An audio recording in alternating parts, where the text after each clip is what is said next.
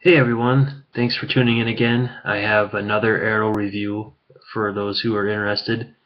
So I got some money in and I needed some arrows. I was down to like 2 or 3 arrows because I either broke or lost the other ones just because I used them so much, not because I neglected them or anything. And I decided I wanted to start using a little bit more expensive arrows. I was using Carbon Express Mutiny arrows and I thought they actually shot really well. I don't really have any complaints about them. Um, I really enjoyed them, but I wanted to see if there was maybe other arrows that group tighter and things like that.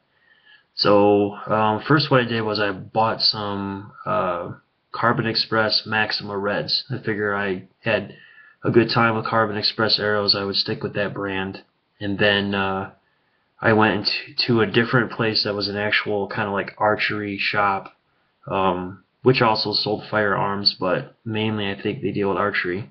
And I was talking to some of the guys behind the service counter, and I said, hey, what's like the best arrow that you can buy? And they showed me a couple options, and they said, what are you going to do with it? And I said, well, I want to be able to make a 100-yard shot with a compound.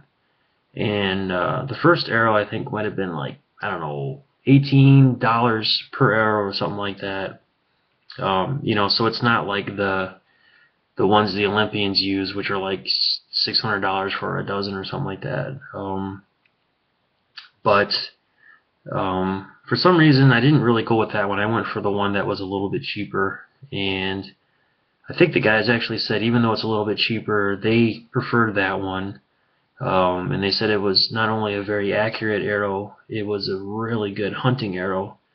And the idea of something being versatile appealed to me. So I went ahead and I don't remember how many I bought, but I got a bunch. And what I did was I got these, I don't know if you can see this here or not.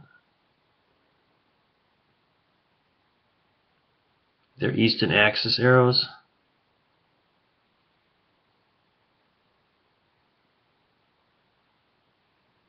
I have no idea what makes these special.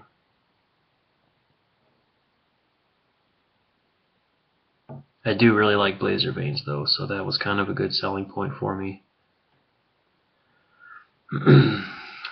So, in another video I made, I mentioned that I got hurt a while back. Was learning some advanced throws in Hapkido, and the guy that was practicing the throw and learning it, who was actually throwing me, fell and he spiked me on the back of my head and my neck, and then he fell on top of me, and so I was kind of out of commission there for a while. And so I started shooting again recently after, let's see, what is it, March now? So I think the end of February I started shooting again, and I hadn't shot since the end of September. And so I've been having to, get my endurance back and make sure that I do well with my shot cycle and stuff.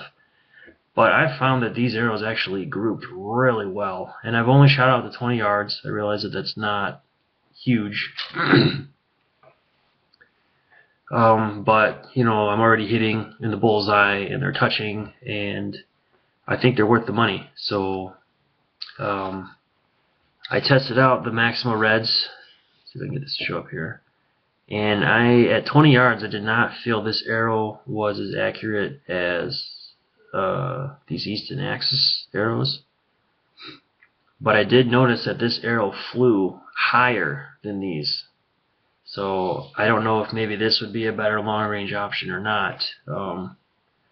But I do know that when I went in that store to get these Easton Axis arrows, that they did not have any Carbon Express Maxima Red arrows like anywhere that I could see.